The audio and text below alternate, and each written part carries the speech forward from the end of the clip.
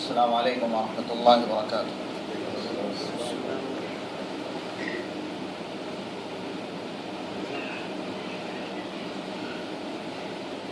الحمد للہ الذي هدانا لهذا وما كنا لنهتدي لولا أن هدانا الله وأشهد أن لا إله إلا الله وحده لا شريك له وأشهد أن محمدا عبده ورسوله۔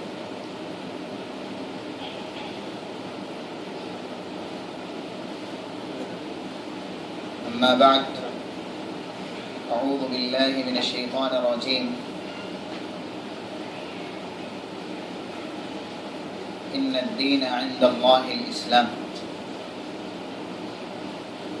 عن أبي هريرة رضي الله عنه قال قال رسول الله صلى الله عليه وسلم سبعة يظلهم الله في ظله يوم لا ظل إلا ظله إمام عادل وشاب نشأ في عبادة الله ورجل قلبه معلق بالمساجد ورجلان تحابا في الله اجتمعا عليه وتفرقا عليه ورجل دعته امرأة ذات حسن وجمال فقال إني أخاف الله ورجل تصدق بصدقة فأخفاها حتى لا تعلم شماله ما تنفق يمينه ورجل ذكر الله خاليا ففاضت عيناه۔ رواه البخاري في كتاب الأذان ورواه مسلم في كتاب الزكاة۔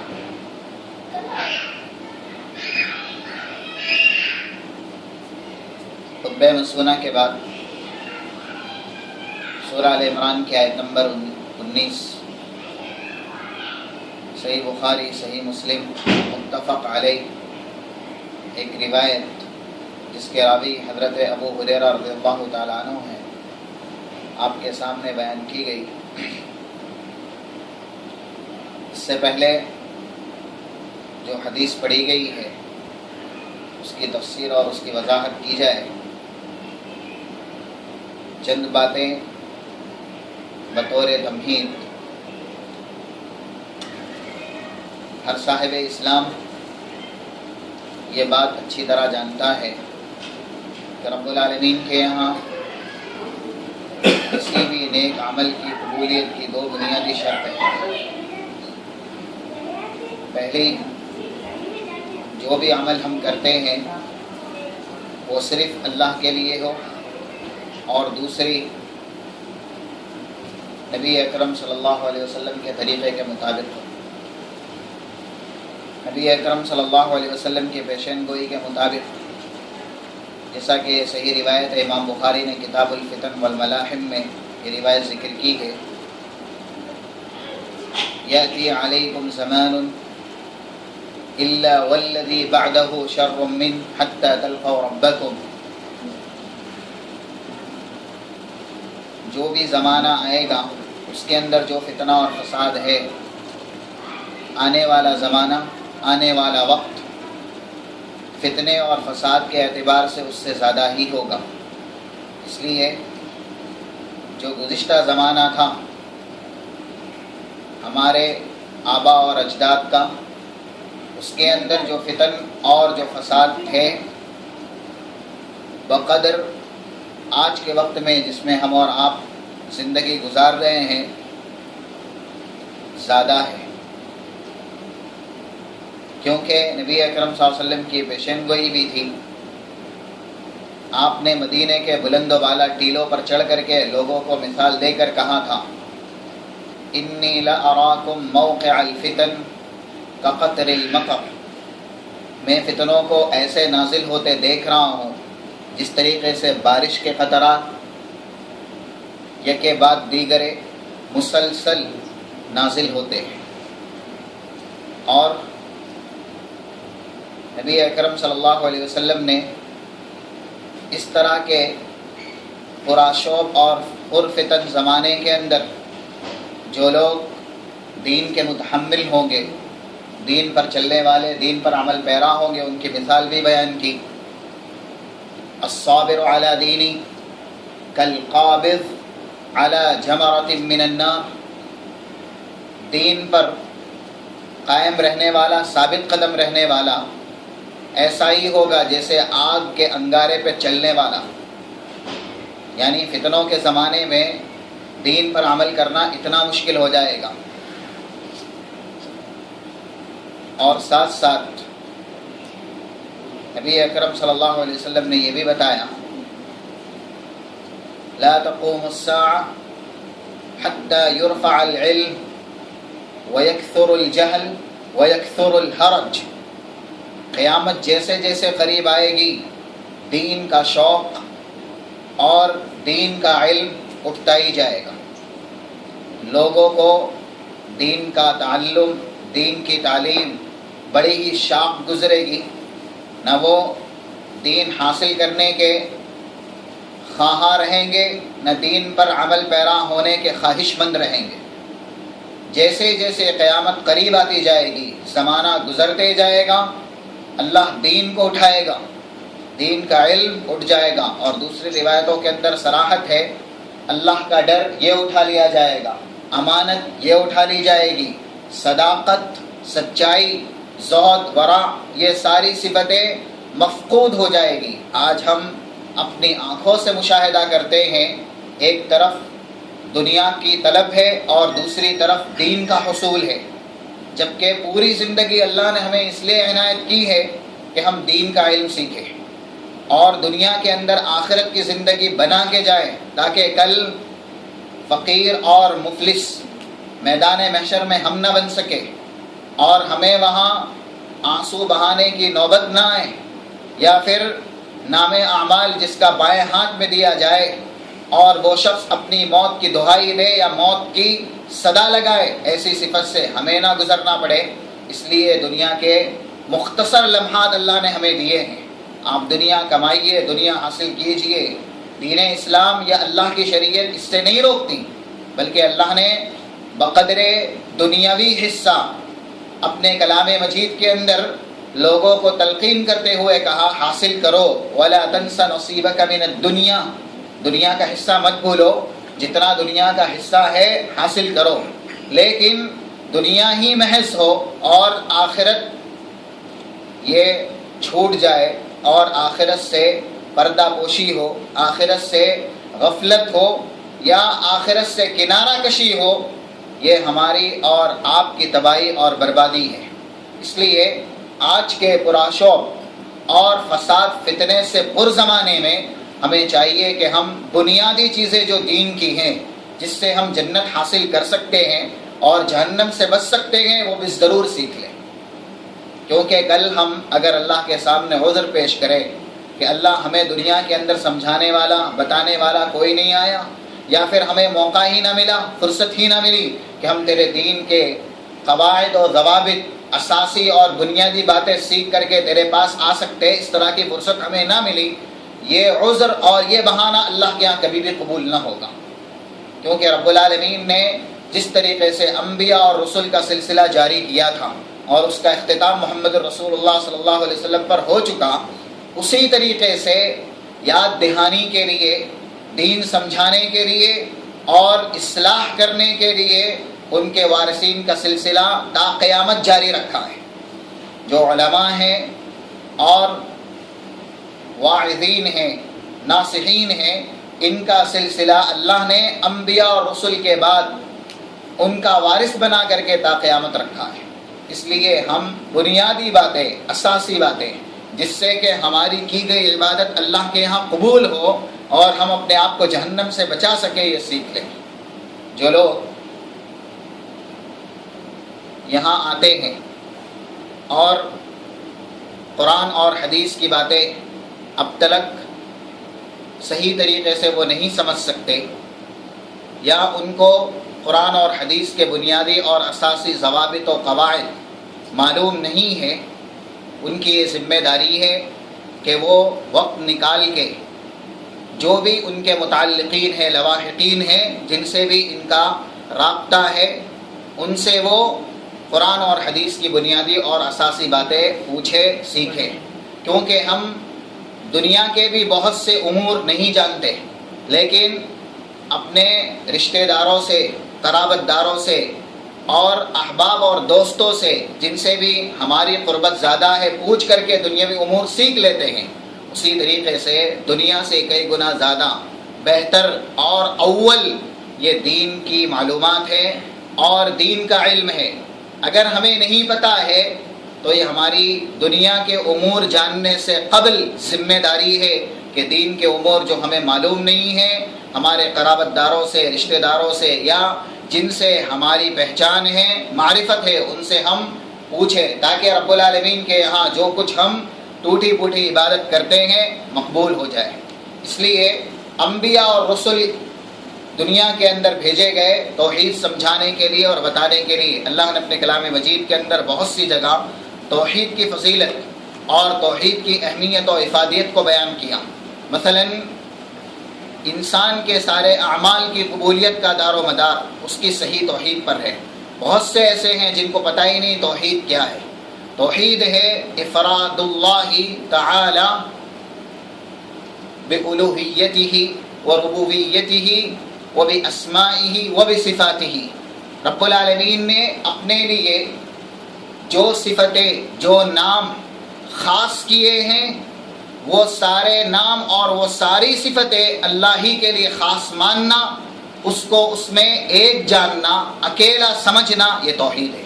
توحید کا جو لفظی معنی ہے وہ یہ کہ انسان اللہ کو سارے وہ خصائص، ساری وہ خصوصیتیں جو اللہ نے اپنے لیے چنی ہیں، جس میں مخلوق اور اللہ کے علاوہ کوئی بھی ذات، چاہے وہ فرشتے کی ذات ہو، انبیاء اور رسل کی ذات ہو، یا پھر صالحین، اولیاء، شہداء ان کی ذات ہو یا عام شخص ہو، اللہ نے اگر کوئی چیز اپنے لیے خاص کی ہے، اس میں کسی کو شریک بنانے کی اجازت نہیں دی ہے، وہ ساری چیزوں میں اللہ کو ایک سمجھنا، یہ توحید ہے۔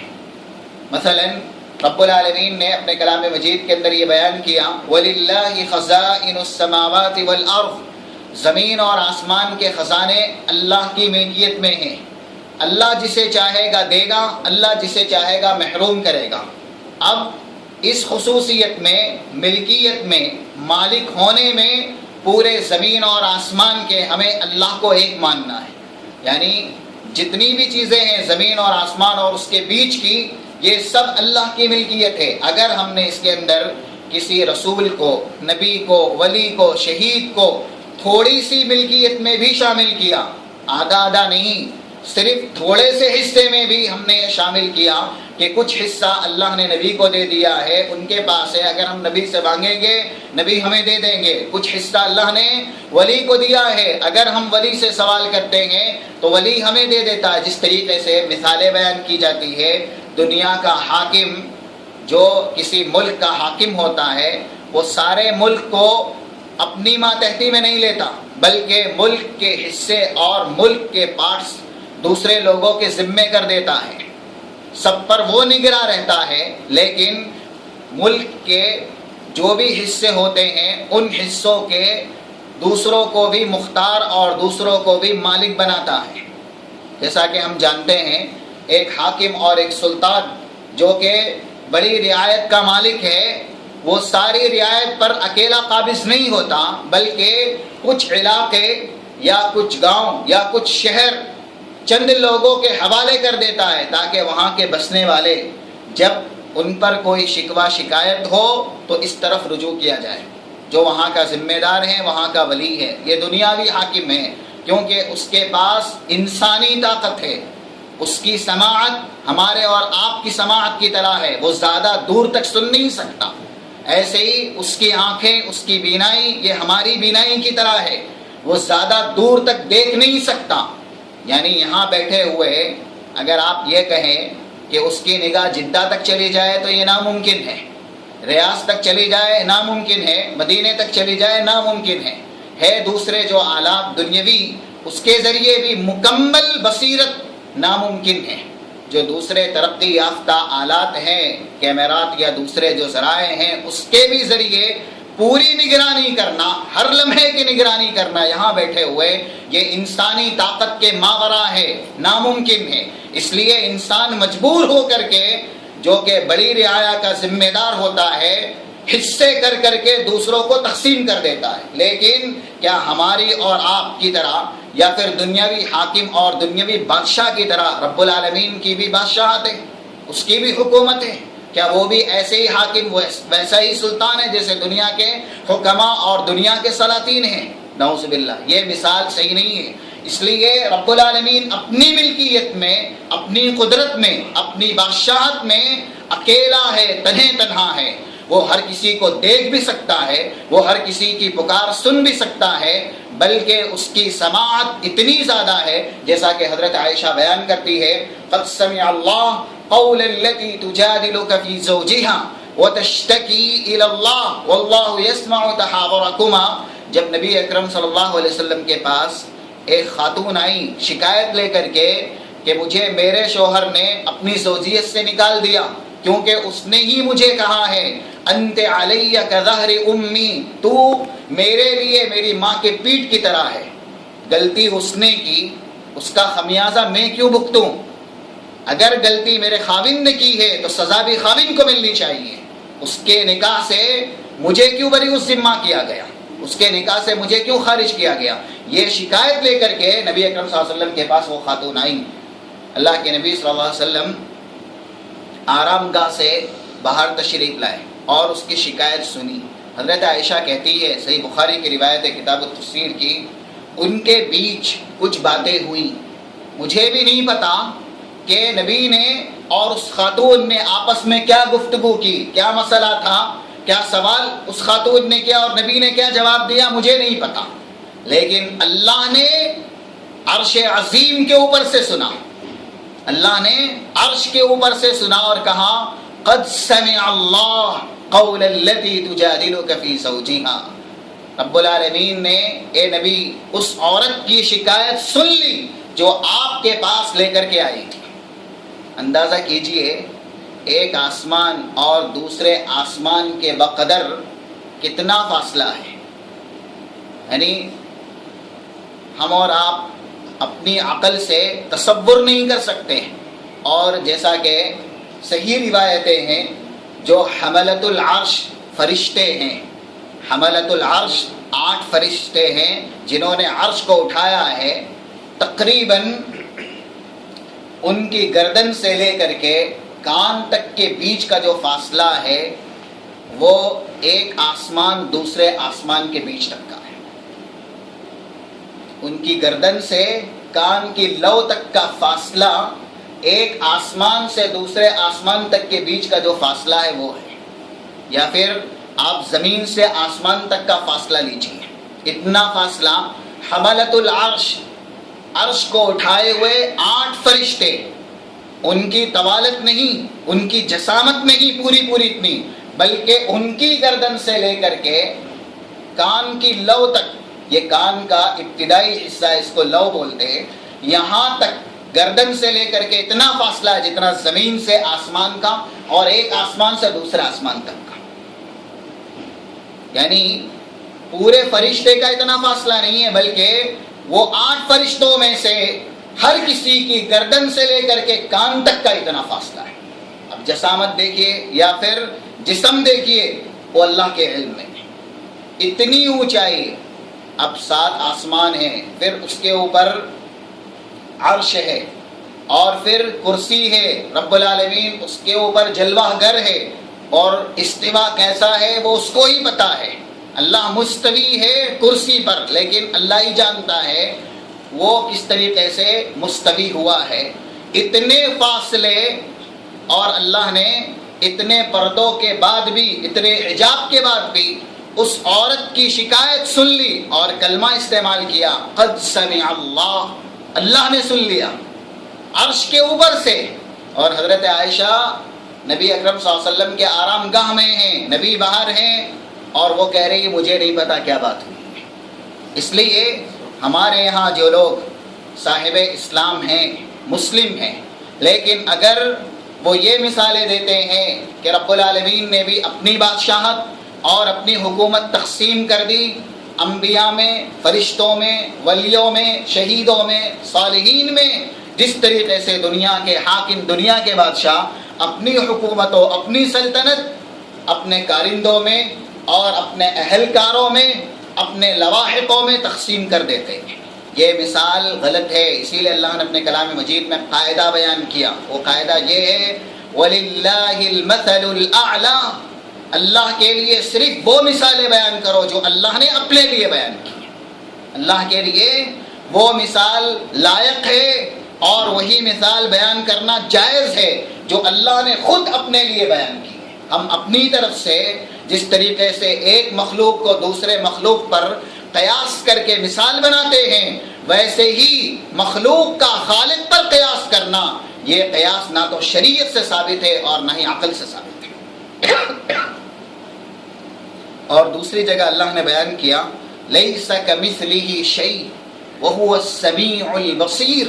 دیکھیے اس کی طرح کوئی نہیں. اللہ کہہ رہا ہے اس کے مثل، اس کی طرح کوئی نہیں، اور وہ سننے والا ہے اور دیکھنے والا ہے. یہاں لیس کمثلہ شیء کے بعد جو صفت اللہ نے استعمال کی ہے، مفسرین کہتے ہیں کوئی بھی آیت جو اللہ نے بیان کی ہے اس کے اندر حکمت ہے، مصلحت ہے. کہیں کہیں حکمت بالکل ظاہر ہے اور کہیں کہیں حکمت پوشیدہ ہے. لیکن ہمیں ایمان رکھنا ہے کہ رب العالمین نے جس آیت کو جس صفت سے ختم کیا ہے، اس صفت پر ختم کرنا یہ اللہ کی حکمت ہے. یہ آیت ہے لیس کمثلہ شیء، اللہ کی طرح کوئی نہیں ہے. وہ اپنی مثال آپ ہے، اس کی مثال کسی اور کے لیے بیان نہیں کی جا سکتی، کسی کی مثال اس کے لیے بیان نہیں کی جا سکتی. اس ٹکڑے کے آگے اللہ کہہ رہا ہے السمیع البصیر، سننے والا ہے، دیکھنے والا ہے. یعنی اس کی طرح نہ کوئی سن سکتا ہے، اس کی طرح نہ کوئی دیکھ سکتا ہے. وہ جیسے سنتا ہے اور جیسے دیکھتا ہے، مخلوق میں سے کسی کے پاس بھی ویسی سماعت نہیں ہے اور ویسی بصارت نہیں ہے. اس لیے یہ توحید کی بنیادی اور اساسی چیز ہے کہ اللہ نے جو چیزیں اپنے لیے خاص کی ہے، ہمیں صرف اس میں رب العالمین کو خاص ماننا ہے، اکیلا اور تنہا گرداننا ہے. اگر ہم نے رب العالمین کو اس میں اکیلا نہیں سمجھا، کسی اور کو شامل کیا، تو پوری زندگی بھر بھی اگر ہم نے سجدے کیے ہیں، صدقہ و خیرات کیے ہیں، ہر سال حج کیے ہیں، ہر مہینہ عمرے کیے ہیں، یا پھر بے انتہا بے شمار عبادت و ریاضت کی ہے، لیکن معمولی سی شرک کی آمیزش آنے کے بعد یہ ساری زندگی بھر کی بے شمار اور لامحدود عبادتیں اللہ کے یہاں کوئی معنی نہیں رکھتی. کیونکہ رب العالمین نے بیان کر دیا لئن اشرکت لیحبطن عملک ولتکونن من الخاسرین. نبی آپ جیسی قربانی کوئی دے نہیں سکتا، اور آپ سے پہلے جتنے انبیاء اور رسول آئے انہوں نے ہمارے لیے جو قربانیاں دی، اس کی طرح قربانی غیر رسول غیر نبی نہیں دے سکتا. جو نبی اللہ کے لیے قربانی دیتا ہے اور دوسری طرف کوئی نبی نہیں ہے، ظاہر ہے جو نبی نہیں ہے وہ نبی کے مقام تک نہیں پہنچ سکتا، جو رسول نہیں ہے وہ رسول کے مقام تک نہیں پہنچ سکتا. اللہ نے سب کو خطاب کیا سورہ زمر میں آیت نمبر 65 وَلَقَدْ أُوحِيَ إِلَيْكَ وَإِلَى الَّذِينَ مِن قَبْلِكَ لئن اشرکت لیحبطن عملک ولتکونن من الخاسرین. نبی یہ وحی صرف آپ کی طرف نہیں کی جا رہی، بلکہ آپ سے پہلے سلسلے نبوت و رسالت میں جڑے جتنے بھی نبی اور جتنے بھی رسول سب کی طرف ہم نے یہ وحی کی تھی کہ ایک طرف تمہاری زندگی بھر کی قربانیاں اور دوسری طرف صرف شرک کی آمیزش، شرک کا اختلاط.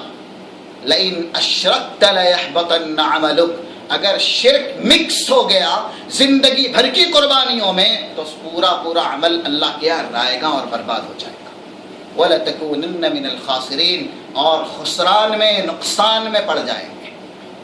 اس لیے ہم اور آپ یہ سمجھے کہ توحید کیا ہے اور اس کے برعکس شرک کیا ہے.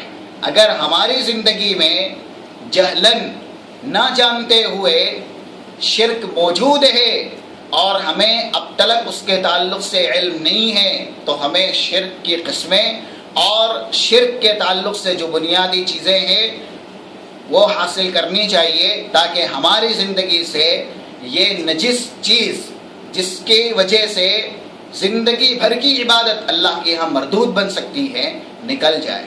اسی لیے بنیادی اور تمہیدی گفتگو میں نے اس بات کو داخل کیا تاکہ ہم اور آپ انبیاء اور رسول کا مشن سمجھیں۔ سب سے پہلے اللہ نے ان کو جس دعوت کے لیے، جس تبلیغ کے لیے بھیجا تھا، وَلَقَدْ بَعَثْنَا فِي كُلِّ أُمَّةٍ رَسُولًا أَنِ اعْبُدُوا اللَّهَ وَاجْتَنِبُوا الطَّاغُوتَ۔ ہم نے ہر امت میں ایک ڈرانے والا، ایک رسول بھیجا، اور اس کا پہلا مشن جہاں سے شروع ہوا وہ یہ اعبدوا اللہ، صحیح طریقے سے جیسے اللہ نے سکھایا ہے ویسے اللہ کی عبادت کی جائے۔ واجتنبوا الطاغوت، اور جو لوگ اللہ کا درجہ لے چکے ہیں، چاہے ان کو یہ اللہ مان لیا گیا یا پھر اللہ کی طرح سمجھ لیا گیا یا اللہ کا شریک پارٹنر سمجھ لیا گیا، سب سے توبہ کر لی جائے۔ واجتنبوا الطاغوت کل ما عبد من دون اللہ فہو طاغوت، اللہ کے علاوہ جس کی پرستش کی جاتی ہے، جس کو اللہ کا درجہ دیا جاتا ہے یا پھر جس کو اللہ کا شریک سمجھا جاتا ہے، سب طاغوت ہیں، سب سے پرہیز کرنا چاہیے۔ جتنے بھی نبی آئے، جتنے بھی رسول آئے، سب نے اپنی امت سے پہلی دعوت اور پہلا اعلان یہی کیا کہ صحیح طریقے سے جیسے اللہ کو مطلوب ہے اللہ کی عبادت کی جائے، اس کو ساری وہ چیزوں میں جو اس نے اپنے لیے خاص کی ہے اکیلا تنہا سمجھا جائے، اور جس طریقے سے عبادت کا اس نے حکم دیا ہے اس طریقے سے اس کی عبادت کی جائے۔ جو اس کا درجہ لے چکے ہیں، اس کے شریک بن چکے ہیں، چاہے وہ فرشتہ ہی ہو، رسول ہو، نبی ہو یا پھر اللہ کا ولی ہو، ان سب سے توبہ کی جائے، کسی کو بھی اللہ کا شریک نہ سمجھا جائے۔ اس لیے ہمارے یہاں بہت سے لوگ جو اپنے آپ کو صاحب اسلام سمجھتے ہیں لیکن جہالت، نادانی کی وجہ سے وہ اللہ کی عبادت بھی کرتے ہیں، دوسری طرف رسول سے سوال کرتے ہیں اور ولیوں سے سوال کرتے ہیں جو اللہ نے اپنے لیے خاص کیے ہیں۔ مثلا اولاد کا دینا یہ اللہ کی ملکیت ہے، مصیبت کا دور کرنا یہ اللہ کی ملکیت ہے، آپ کو نفع چاہیے، نفع پہنچانا یہ اللہ کی ملکیت ہے، ایسے ہی جنتی اور جہنمی بنانا یہ رب العالمین کی ملکیت میں ہے، عذاب قبر سے بچانا، میدان محشر کی سختیوں سے محفوظ کرنا، یہ سب اللہ کی ملکیت میں ہے۔ اگر ہمیں اس طرح کا سوال کرنا ہے تو صرف رب العالمین سے کریں، غیر اللہ سے اگر ہم اس طرح کا سوال کرتے ہیں، چاہے وہ کوئی بھی ذات ہو، نبی اکرم صلی اللہ علیہ وسلم کی بھی ذات ہو، تو بھی یہ شرک ہے، اور خود جس سے ہم سوال کریں گے اگر وہ دنیا میں موجود نہیں ہے تو میدان محشر میں وہ خود ہمارے خلاف حجت بنیں گے، دشمن بنیں گے۔ اس کو اللہ نے اپنے کلام مجید کے اندر بیان کیا مختلف جگہوں پہ۔ سورہ فاطر آیت نمبر 14-15 میں اللہ نے کہا وَالَّذِينَ تَدْعُونَ مِن دُونِهِ مَا يَمْلِكُونَ مِن قِطْمِيرٍ إِن تَدْعُوهُمْ لَا يَسْمَعُوا دُعَاءَكُمْ وَلَوْ سَمِعُوا مَا اسْتَجَابُوا لَكُمْ وَيَوْمَ الْقِيَامَةِ يَكْفُرُونَ بِشِرْكِكُمْ وَلَا يُنَبِّئُكَ مِثْلُ خَبِيرٍ۔ جن لوگوں کو اللہ کو چھوڑ کر کے پکارا جاتا ہے، آپ جانتے ہیں، آپ سنے ہوں گے، زیادہ تر لوگ یہ کہتے ہیں فلاں فلاں کا کرم ہے ہم پر اس لیے مصیبت ہمیں چھو نہیں سکتی، یا پھر فلاں فلاں کا ساتھ ہے اس لیے ہم کبھی بھی کسی بھی مشن میں ناکام نہیں ہو سکتے، وہ اللہ کا نام نہیں لیتے۔ اسی لیے رب العالمین نے کہا وَالَّذِينَ تَدْعُونَ مِن دُونِهِ، تم لوگ جس کو بھی پکارتے ہو مجھے چھوڑ کر کے، کھجور کے گٹلی کے بیچ جو ریشہ ہوتا ہے دھاگے کی طرح، اس کے بھی وہ مالک نہیں ہیں۔ ان تدعوہم لا يسمعوا دعاءکم، اگر تم ان کو پکارتے رہو تو یہ تمہاری پکار سن نہیں سکتے۔ دیکھیے قرآن کے اندر مثال اللہ نے کیسی بیان کی ہے۔ اگر کوئی شخص مصیبت زدہ ہو، مثلا بڑے حادثے کا شکار ہو گیا، راستے میں ایکسیڈنٹ ہو گیا، اور وہ کسی بہرے کو پکار رہا ہے یا پھر کسی مجسمے کو پکار رہا ہے، مجسمہ جو کہ پتھروں سے بنایا گیا ہے، تراشا گیا ہے، یا دیواروں سے مدد مانگ رہا ہے، تو کیا اس کی مدد کے لیے یہ چیزیں حاضر ہوگی؟ کیونکہ وہ سن ہی نہیں سکتے۔ جو سن نہیں سکتا وہ جواب کیسے دے سکتا ہے؟ اگر آپ موبائل پہ بھی گفتگو کر رہے ہو، بس اوقات ایسا ہوتا ہے ہم جس سے بات کر رہے ہیں اس کی بات صحیح سے سنی نہیں جاتی۔ جب ہم نے سنی نہیں ہے تو ہم سمجھیں گے کیسے؟ کیونکہ پہلا ہی درجہ ہے سننے کا. جب الفاظ زبان سے نکل کر کے کانوں میں پڑتے ہیں تو وہ دماغ اور دل سے کھٹکتے ہیں، اس سے ٹکراتے ہیں. پھر اس کے بعد انسان سمجھتا ہے اب جواب کیا دینا ہے. جو ذات سن نہیں سکتی وہ بھلا سمجھ کیسے سکتی ہے، اور جو سمجھ نہیں سکتی وہ آپ کی مصیبت دور کیسے کر سکتی ہے. تو اللہ کی مثال دیکھیے، ان تدعوہم لا يسمعوا دعاءکم. قبروں میں مدفون یا دنیا سے گئے ہوئے لوگ جو اپنے قریبی رشتہ داروں کے انجام سے ناواقف ہیں، بلکہ اپنے ہی انجام سے صحیح طریقے سے وہ ناواقف ہیں کہ میدان محشر میں کل ان کے ساتھ کیا ہوگا، وہ تمہاری پکار سن نہیں سکتے. اولاً جب وہ سن نہیں سکتے تو تمہیں جواب کیسے دے سکتے ہیں. اللہ نے یہاں تک بھی کہا وَلَوْ سَمِعُوا مَا اسْتَجَابُوا لَكُمْ. اگر اللہ بالفرض، یہ محال ہے کہ وہ سنیں، اللہ سنا دے تو بھی وہ جواب دینے کی طاقت نہیں رکھتے، یعنی وہ سنیں گے نہیں. لیکن اگر اللہ اپنے کرم سے آواز ان کو سنا بھی دے تو بھی اللہ نے یہ صلاحیت ان سے سلب کر لی ہے کہ جو پکار ہم ان کے لیے کر رہے ہیں، جو ہم ان سے سوال کر رہے ہیں، اس سوال کا وہ جواب ہمیں نہیں دے سکتے. مستجابوا لکم، وہ کبھی بھی تمہیں جواب نہیں دے سکتے. اور پھر اللہ کہہ رہا ہے اگر صحیح معنوں میں وہ لوگ نیک تھے، کیونکہ زیادہ تر کہا جاتا ہے وہ تو اللہ کے ولی ہیں یا پھر نیک بندے ہیں، صالحین ہیں، ہمیں ان کے صلح سے یا پھر ان کی ولایت سے انکار نہیں ہے. لیکن اللہ کہہ رہا ہے اگر وہ نیک بندے، جیسا کہ بہت سے لوگ یہاں روضہ رسول پہ آ کر کے نبی اکرم صلی اللہ علیہ وسلم سے سوال کر کے جاتے ہیں، قبر رسول پہ آ کر کے نبی اکرم صلی اللہ علیہ وسلم سے سوال کر کے جاتے ہیں یا رسول اللہ اغثنی، ہماری مدد کیجیے، ہماری یہ مصیبت ہے، نعوذ باللہ، ہماری یہ حاجت ہے، یہ پوری کیجیے. رسول اکرم صلی اللہ علیہ وسلم سب سے بڑے ولی ہیں، ولیوں کے سردار ہیں. جب وہ نبی اور رسول کے سردار ہوئے تو لا محالہ ولیوں کی بھی سردار ہوئے. اللہ کہہ رہا ہے اگر ایسی ہستیوں سے پوچھا گیا، ان سے سوال کیا گیا، تو کیا یہ لوگ میدان محشر میں ان کے معاون ہوں گے، ان کی مدد کریں گے؟ نہیں. یکفرون بشرککم، اللہ سے کہیں گے اللہ ان کے اور ہمارے بیچ آڑ پیدا کر دے. ہم تو تیرے نیک بندے تھے، جب تک باحیات تھے تجھ کو پکارتے رہے، ہم نے تجھے پکارنے کی لوگوں کو تلقین کی، دعوت دی، کبھی ہم نے ان سے نہیں کہا تھا ہمارے مدفون قبر ہو جانے کے بعد ہم سے سوال کرنا، ہمیں پکارنا. اس لیے یہ تیرے نافرمان بندے اور ہم تیرے فرمانبردار بندے، ان کے اور ہمارے بیچ آڑ پیدا کر دے. یکفرون بشرککم، تمہارے شراکت سے اور تم نے اللہ کا ان کو شریک سمجھا، اس سے وہ انکار کریں گے. ولا ینبئک مثل خبیر، یہ بات خبیر یعنی اللہ اپنی طرف منسوب کر رہا ہے، یہ اللہ کی ذات تمہیں خبر دے رہی، ایسا ہی ہونے والا ہے. سورۃ الاحقاف رب العالمین نے بیان کیا آیت نمبر 5 اور 6 میں ومن اضل ممن يدعو من دون الله من لا يستجيب له الى يوم القيامه وهم عن دعائهم غافلون واذا حشر الناس كانوا لهم اعداء وكانوا بعبادتهم كافرين. صاف صاف الفاظ ہے قرآن کے، اس سے بڑھ کر کے گمراہ کوئی نہیں. سب سے بڑا گمراہ وہ ہے جو اللہ کو چھوڑ کر کے مخلوق سے دعا کرتا ہے، مخلوق سے سوال کرتا ہے، ایسا سوال جو صرف اللہ ہی پورا کر سکتا ہے. مخلوق کے پاس طاقت نہیں ہے وہ سوال پورا کرنے کی، ایسا سوال وہ مخلوق سے کرتا ہے اللہ کو چھوڑ کر کے. من لا يستجیب له الى یوم القیامہ، اللہ کہہ رہا ہے قیامت آ جائے گی لیکن ان کے سوالوں کا یہ جواب نہیں دے پائیں گے، نہیں دے سکتے، ان کی مانگیں پوری نہیں کر سکتے. بلکہ وَهُمْ عَنْ دُعَائِهِمْ غَافِلُونَ، وہ تو اس سے بھی غافل ہیں کہ انہیں کوئی پکار بھی رہا، انہیں کوئی سوال بھی کر رہا ہے، وہ غافل ہیں. ابھی ہمیں یہاں مصیبت ہو اور ہم مصیبت کے لیے والد کو آواز دے، والدہ کو آواز دے، جبکہ یہاں موجود نہیں ہے، تو وہ تو غافل ہے، ان کو پتہ ہی نہیں ہماری کیفیت یہاں کیا ہے. حالت آپ سمجھیے، وہ غافل ہے، نہ ہی وہ ہماری مدد کر سکتے ہیں، نہ ہی ہمیں کوئی طریقے بتا سکتے ہیں مدد کے، کیونکہ ان تک ہماری آواز ہی نہیں جاتی ہے.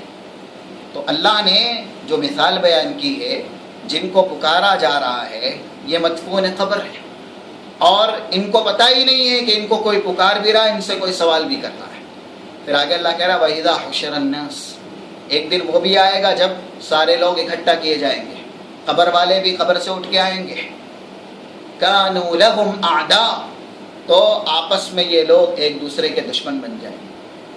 جو نیک لوگ ہوں گے وہ کہیں گے اللہ ہم تیرے فرما بردار ہیں اور انہوں نے تیری نافرمانی کی ہے، تیری ذات میں شرک کیا ہے، اس لیے ہمارے اور ان کے بیچ آڑ پیدا کرتے.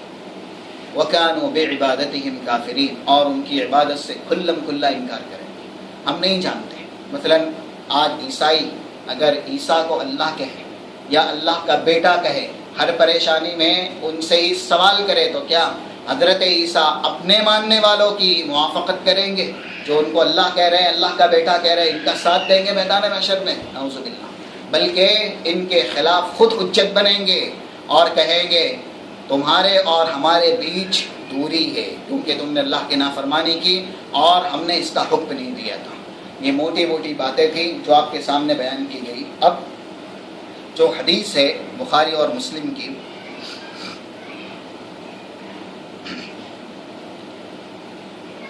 اس کی وضاحت آج کے درس میں کرنی تھی.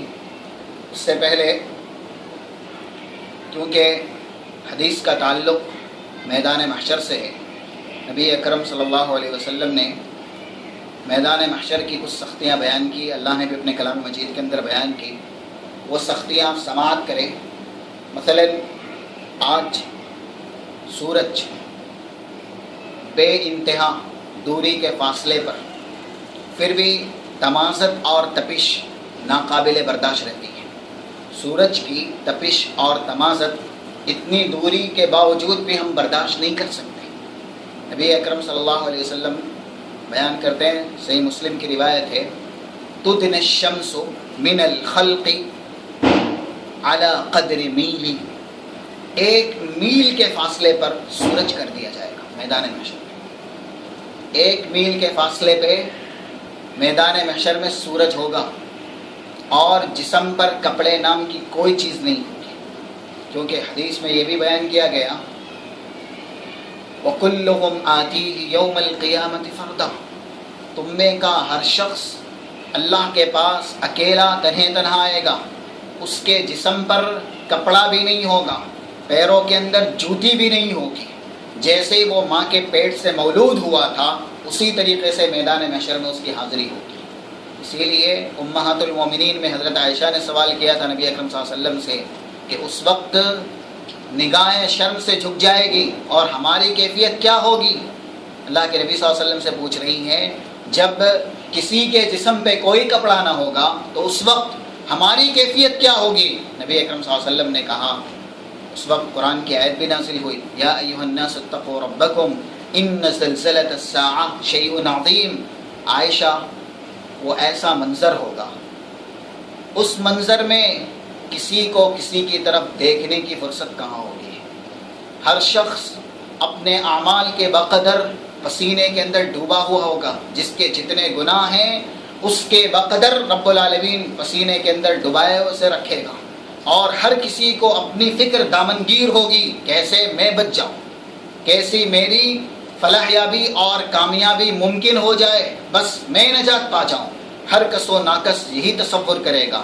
بیٹا باپ سے رشتہ توڑ لے گا، یا ایھا الناس اتقوا ربکم واخشوا یوما لا یجزی والد عن ولدہ. اہل ایمان اپنے رب سے ڈرو اور اس دن سے ڈرو جس دن باپ بیٹے کے، بیٹا باپ کے کچھ کام نہیں آئے گا. ایسے ماں بیٹی سے رشتہ توڑے گی، جیسا کہ اللہ نے اپنے کلام مجید کے اندر کہا یوم یفر المرء من اخیہ وامہ وابیہ وصاحبتہ وبنیہ. ہر شخص اپنے رشتہ دار سے بھاگے گا، چاہے رشتہ دار میں اس کا باپ ہو اس سے بھی بھاگے گا، اس کی ماں ہو اس سے بھی بھاگے گا، اس کا بھائی ہو اس سے بھی بھاگے گا.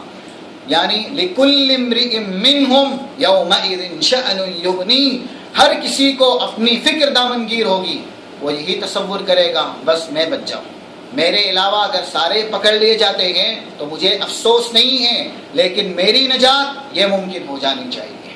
حضرت عائشہ رضی اللہ تعالیٰ عنہ نے جب یہ جواب سنا، نبی اکرم صلی اللہ علیہ وسلم نے اس کے بعد کہا جب میدان محشر میں رب العالمین لوگوں کو اکٹھا کرے گا وہاں کوئی سایہ نہ ہوگا، سوائے اللہ کے عرش کے سائے کے، عرش الہی کے سائے کے علاوہ کوئی سایہ نہ ہوگا۔ 1 میل کے فاصلے پہ سورج ہوگا، اور 1 گھنٹہ اور 2 گھنٹہ نہیں، یہ دن کتنا بڑا ہوگا۔ تعرج الملائکہ والروح الیہ فی یوم کان مقدارہ 50,000 سنہ۔ سورۃ المعارج کی آیت نمبر 3۔ میدان محشر کا دن جو ہوگا 50,000 سال کے برابر، 50,000 سال۔ موبائل میں کیلکولیٹر کیجئے دن سے، 1 سال اگر 365 دن کا ہے، پھر بھی رب العالمین نے اپنے کلام مجید کے اندر اور محمد رسول اللہ صلی اللہ علیہ وسلم نے اپنی صحیح احادیث کے اندر کہا 50,000 سال کا دن اہل ایمان کے لیے مختصر وقت کے برابر ہوگا، یعنی چند لمحوں کے برابر ہوگا، ان کے لیے مشقت نہیں ہوگی۔ لیکن جو گنہگار ہیں، خطا کار ہیں، گناہوں میں ڈوبے ہوئے ہیں، ان کے لیے 50,000 سال کے برابر، اور کیفیت ایسی۔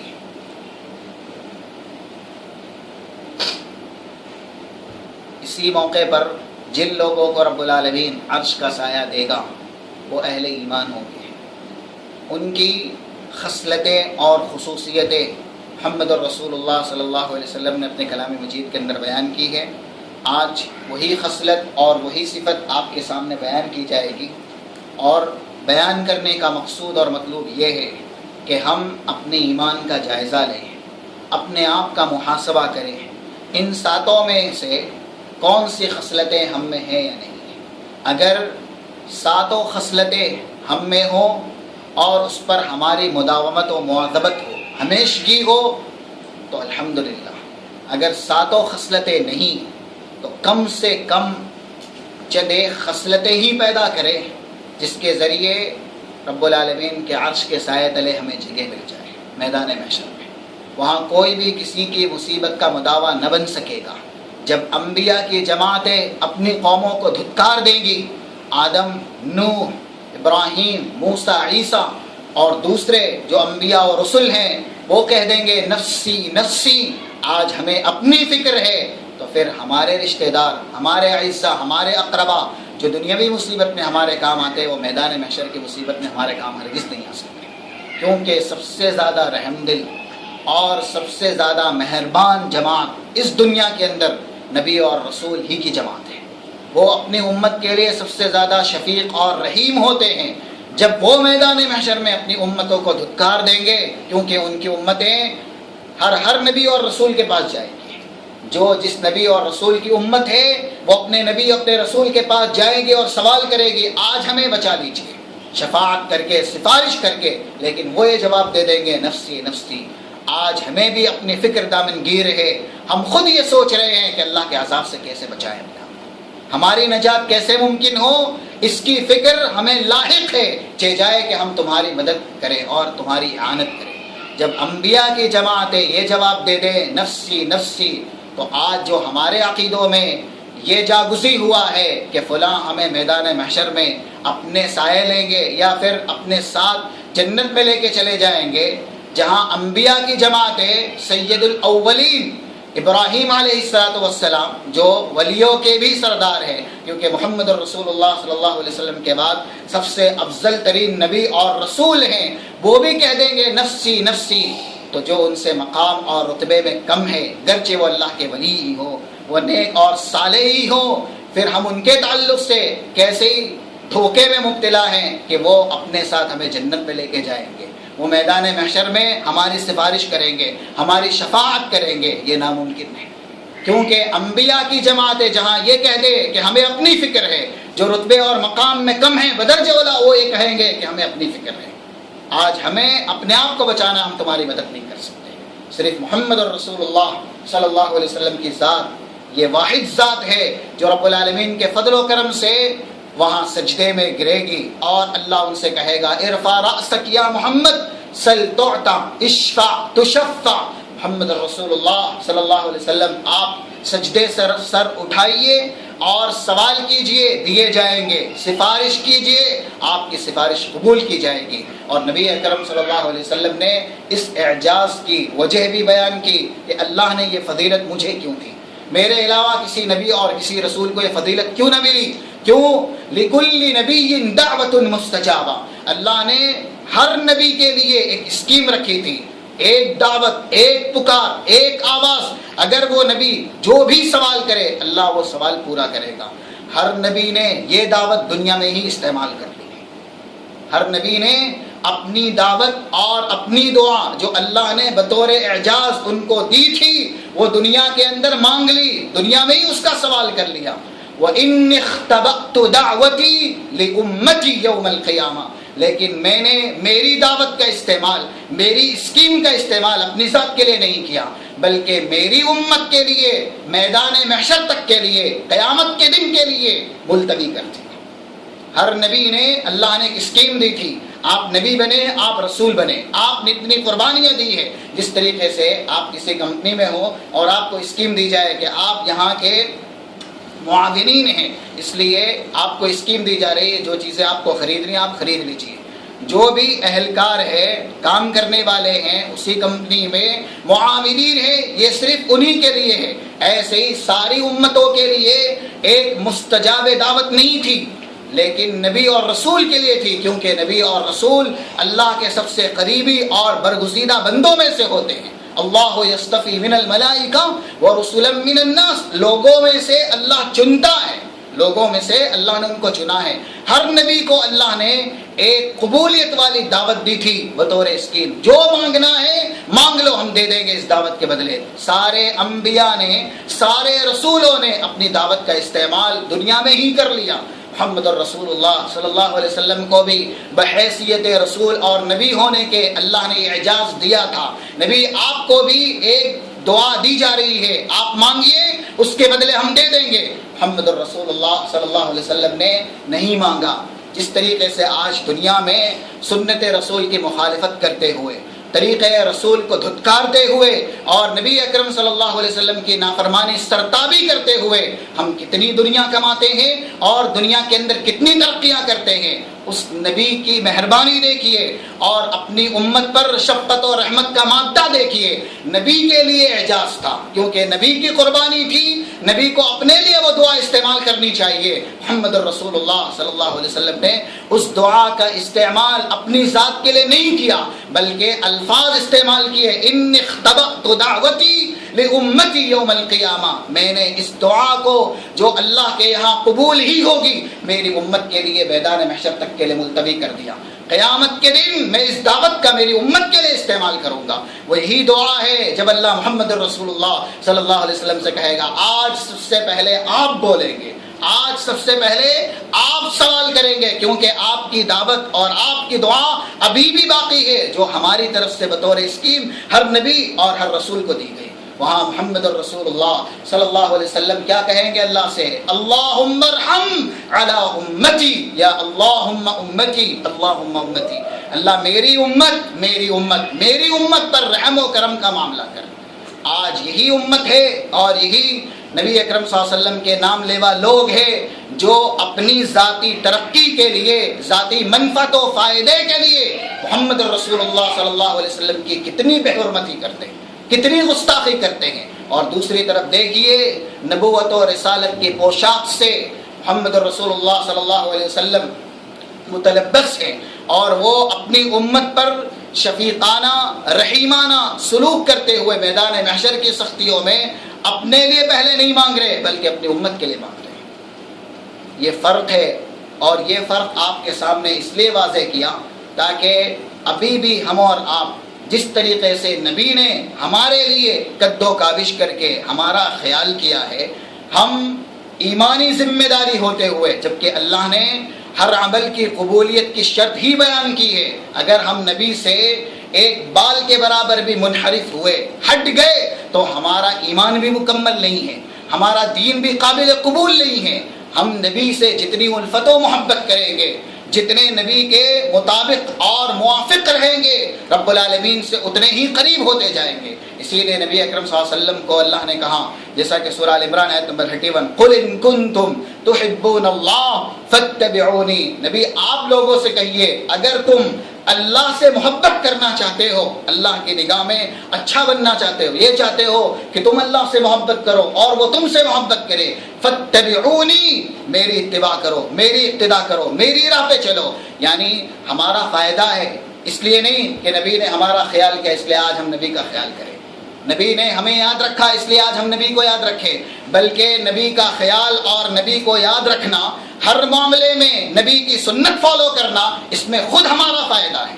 اگر ہم بال کے برابر بھی اس طرح منہ انحراف ہوئے، ہٹ گئے، تو رب العالمین کے یہاں عذاب کے مستحق ٹھہریں گے، کیونکہ اللہ کی محبت یہ نبی کی اقتداء اور نبی کی اتباع میں شامل ہے۔ اس لیے ہم اپنے ایمان کا جائزہ لیں، یہ دیکھتے ہوئے کہ ایک طرف نبی نے ہمارا خیال کتنا کیا ہے، اور پھر دوسری طرف رب العالمین نے نبی کی اتباع اور نبی کی اقتداء اپنی محبت کے لیے شرط قرار دی ہے۔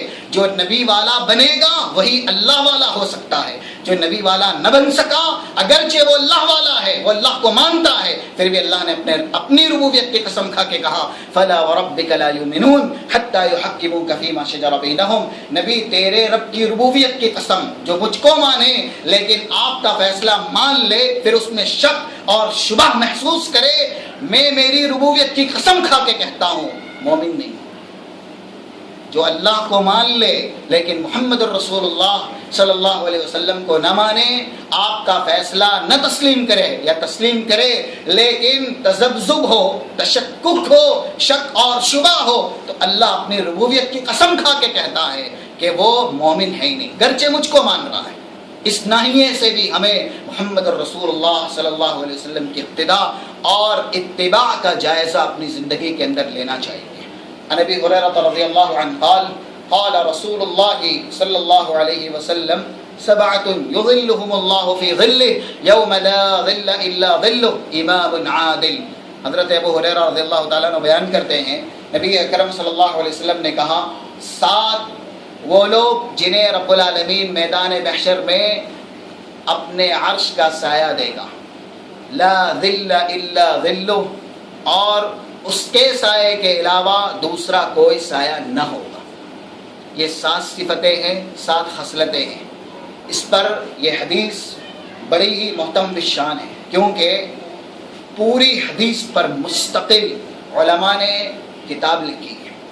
بہت سے علماء نے اسی حدیث پر مستقل ایک کتاب لکھی ہے، جس میں سے سب سے بہتر اور سر فہرست علامہ ابن حجر کی کتاب ہے معرفت الخصال الموصلہ الی الظلال، معرفت الخصال الموصلہ الی الظلال، ان خصلتوں کی معرفت جو عرش کے سائے تک پہنچانے والی ہے۔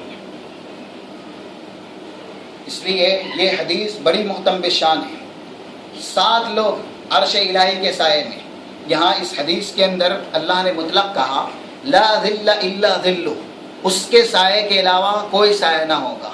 کچھ لوگوں نے یہ سمجھا کہ رب العالمین کا سایہ مقصود ہے، خود اللہ کا سایہ، لیکن یہ عقیدہ اور یہ فکر، یہ سوچ غلط ہے، کیونکہ صحیح ترمذی کی دوسری روایت ہے جس کے اندر الفاظ ہے المتحابون بجلالی فی ظل عرشی، جو لوگ اللہ کے لیے محبت کرنے والے ہیں وہ میرے عرش کے سائے میں ہوں گے۔ اللہ کہہ رہا ہے جو لوگ میرے لیے، میرے جلال کے لیے، میری تعظیم و تکریم کے لیے محبت کرنے والے ہیں وہ میرے عرش کے سائے میں ہوں گے۔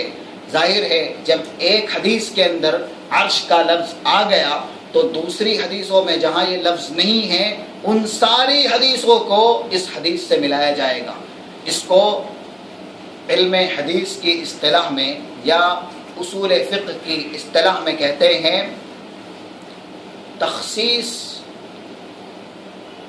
العام، جو حدیث ہے جس میں صرف سائے کا لفظ ہے، عرش کا لفظ نہیں ہے، ان عام حدیثوں کو جس میں عرش کا لفظ ہے، عرش کے سائے کا، ان حدیثوں سے جوڑ دیا جائے گا۔ جو عام ہیں اس کو خاص کر دیا جائے گا۔ اس لیے یہاں جو سایہ مقصود ہے وہ رب العالمین کا سایہ نہیں ہے۔ اگر اللہ کا سایہ ہو تو پھر مقصود یہ ہوگا کہ سورج اللہ کے اوپر ہے، نعوذ باللہ۔ اس لیے عرش کا سایہ ہے۔ اور پہلی صفت جو محمد الرسول اللہ صلی اللہ علیہ وسلم نے بیان کی، امام عادل، ایسا حاکم جس کی صفت عدل والی ہے، جس کی امامت، جس کی حکومت، جس کی خلافت و بادشاہت عدل پر منحصر رہی۔ اس نے عدل کیا، ظلم ستم نہیں کیا۔ جیسا کہ آج آپ دیکھ رہے ہیں دنیا کے اندر جو بھی حکماء ہیں، جو بھی امراء ہیں، اگر ان کی رعایا پر ظلم ہے، ستم ہے، ان کی رعایا پر ان کی طرف سے قساوت ہے، تو رب العالمین کے ہاں ایسے لوگ عذاب کے مستحق ہیں۔ اس لیے جن کے پاس امامت ہو، حکومت ہو، خلافت ہو، بادشاہت ہو، ایسے لوگوں کے لیے ضروری ہے کہ وہ عدل کریں، اور ان کے لیے عدل ضروری ہے، نہیں تو ہر کسی کے لیے لفظ عدل رب العالمین نے اپنے کلام مجید کے اندر بیان کیا، ان اللہ یأمر بالعدل والاحسان، رب العالمین حکم ہی دیتا ہے عدل کرنے کا۔ ہم بھی جتنوں کے ذمہ دار ہیں، اگر اپنی ذات کے بھی ذمہ دار ہیں تو ہمیں اپنے آپ کے اندر بھی عدل کرنا چاہیے، یعنی اللہ نے جس طریقے سے کرنے کے لیے کہا ہے ویسے کرے، اور جس سے بچنے کے لیے کہا ہے اس سے بچے۔ یہ اپنے آپ کے لیے عدل ہے۔ یا پھر مال کے اندر عدل یہ ہے جتنی ضرورت ہے آپ اتنا ہی صرفہ کریں، ضرورت سے زیادہ اگر آپ صرفہ کر رہے ہیں تو عدل کے خلاف ہے۔ اعدلوا هو اقرب للتقوى، عدل کرو کیونکہ عدل سے ہی تقوی آتا ہے، عدل ہی سے اللہ کا ڈر اور اللہ کا خوف آتا ہے۔